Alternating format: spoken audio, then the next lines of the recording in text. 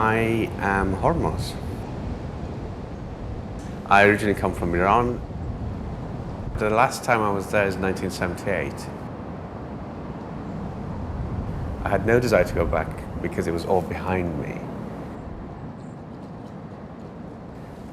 I was somewhere else here, and I was growing here, both in terms of myself, my sexuality, my career, everything was growing here.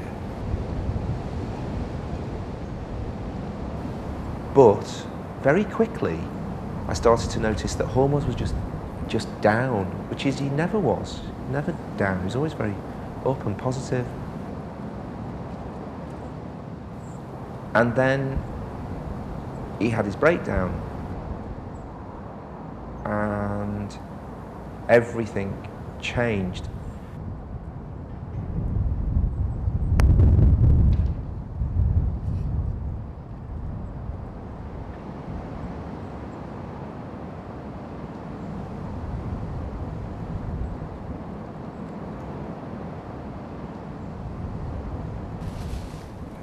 So the photographs have arrived for the exhibition. Oh, they do? The exhibition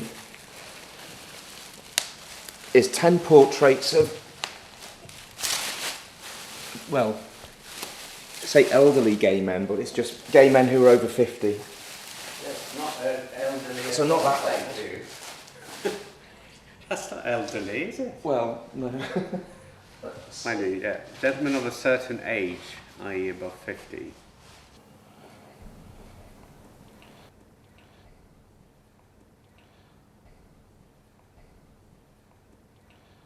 Are you at the back? You are? You're the very last one? No. You are? How can that be? Smiley. Mr. Wow, that's good. Could have shaved, of course. Could have trimmed your ears. Yeah, but that's one of my hallmarks, isn't it? I was quite a late developer in that erotic behaviour that you talk about. I really was. You know, it was... I didn't have my first experience until I was nearly 21. So that's really late. Even though there was this attraction towards men, and a bodily attraction, you know, bodily sort of wanting to do something, I'd never allowed it to come out. I didn't do anything about this erotic behavior at all. That was the dilemma, that was the whole struggle I was going through. Not just in terms of effeminacy, but, you know, that you're a bit of a pervert if you're gay. All of those things, which, you know, people still say, that we are perverts.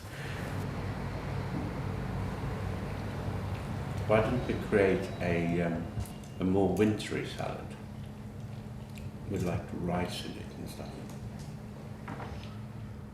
It's a real battle that you have as a gay person. And that was to do with the society I had come from as well.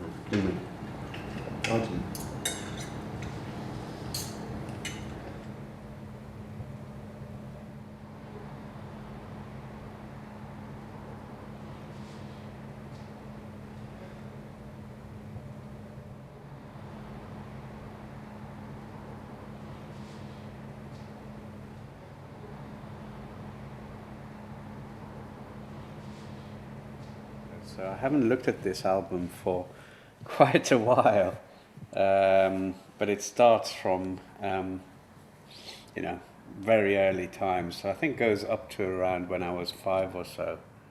I generally felt closer to my mother. My father was a larger-than-life character, very strong personality. And, you know, by a strong character, sometimes scary, because he was, you know, he was so, he would speak his mind so clearly and so definitely that, you know, he would sometimes scare people around him. That wasn't just us, you know, everybody he dealt with. What do you want it to be when you were a kid? That's a good question. I wanted to be a dancer. That's it. No, I did ballet for about 3 years, yeah, and I really loved it. And my father was against it because he wanted me to do something that had a proper career structure, and it was always seen as being a risky thing to do. You know, there were too many things that could go wrong, etc. And in Iran, the standard tradition is that you have to either be an engineer, which is what I am now by name, or I was many years ago. You had to be either an engineer or a doctor to be deemed to be successful.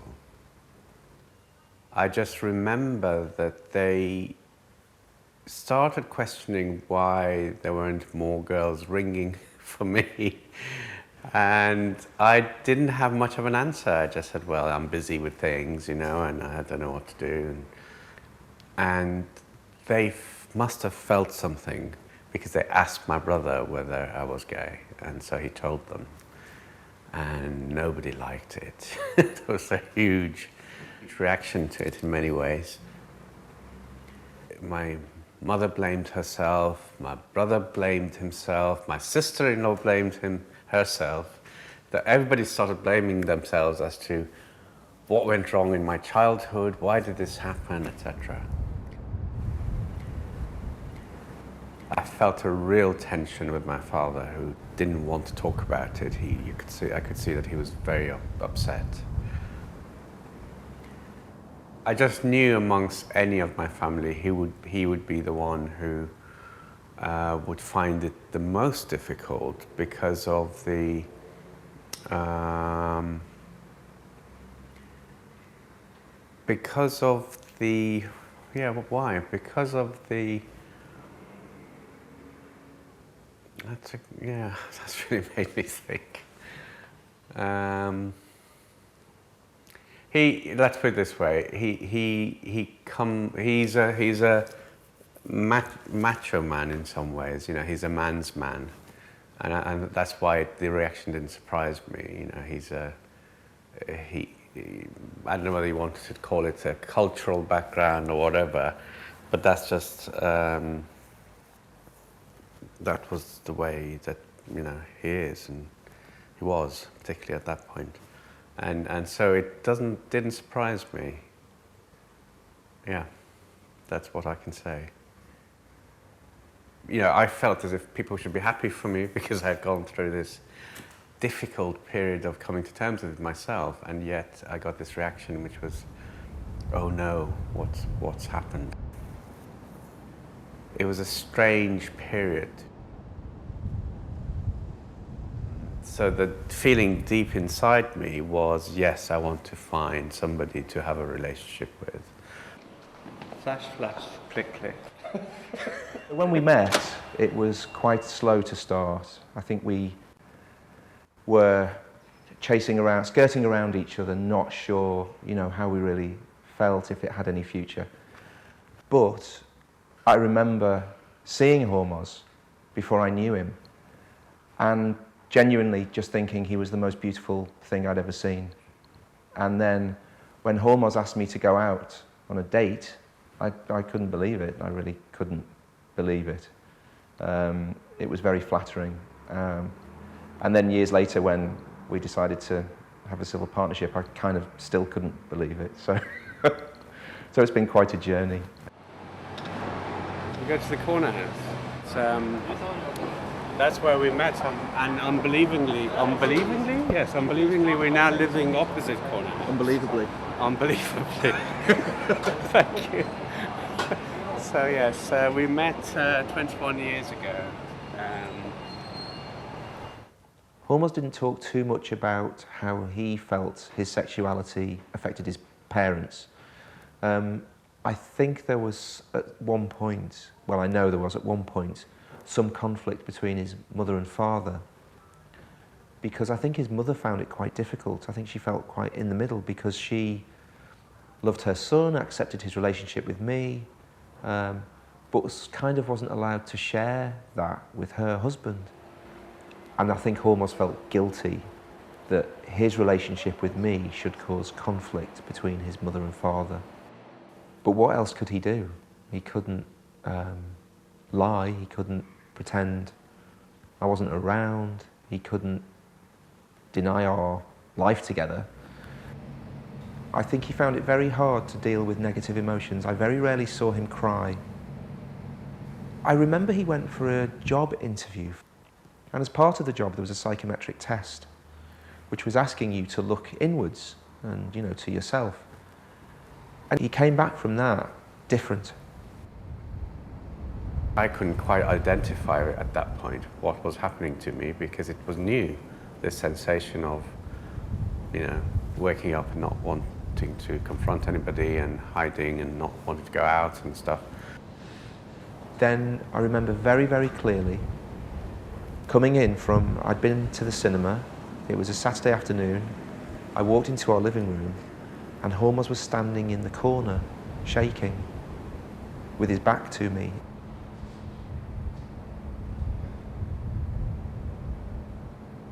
And I said, "What's the matter?" And he said, "They're coming to get me." And within 2 weeks of that happening, he was in hospital. Hormuz, for a time, was unable to communicate at all.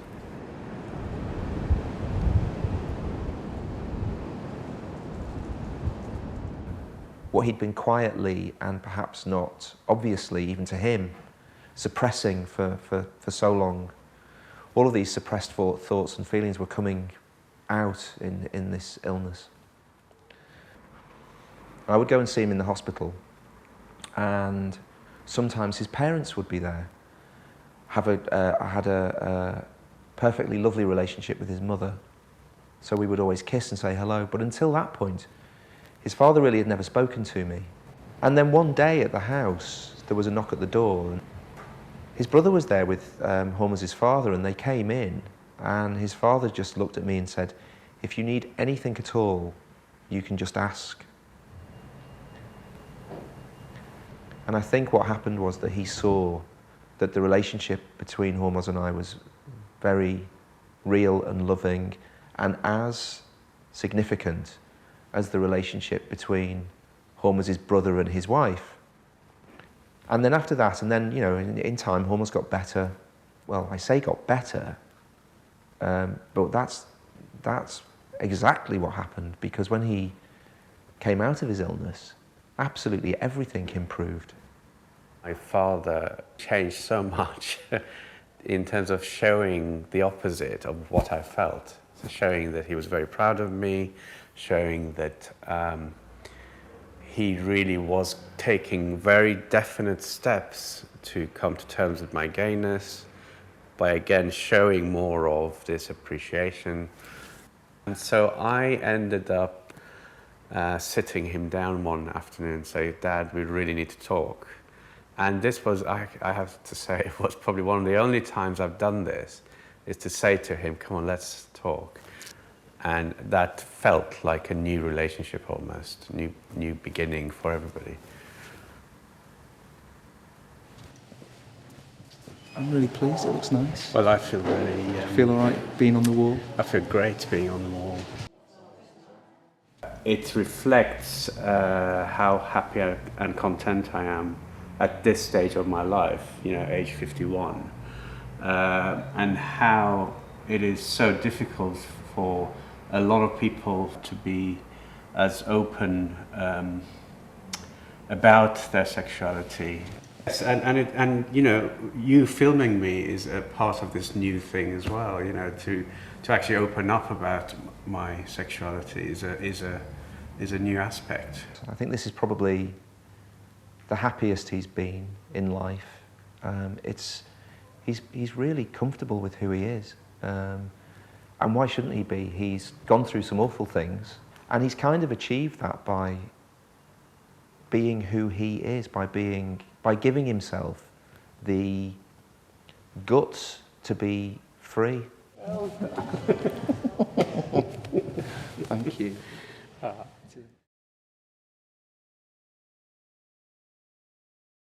Well, after 21 years together, we've done pretty much everything, but this is the first time we've made art together. So we Yes. keep discovering new things. Art. How about art? So yes, it does feel like something really exciting for both of us, really. For both of us, because you've produced all the photographs, which are fantastic, and I've been part of this project, which is about my journey. It's initially about my journey, but it is ultimately about our journey together. So, Plus, you were the easiest to photograph. yeah, I'm used to photographing you. that's right. So he made my job I'm a easy. natural model. That's enough. Yeah.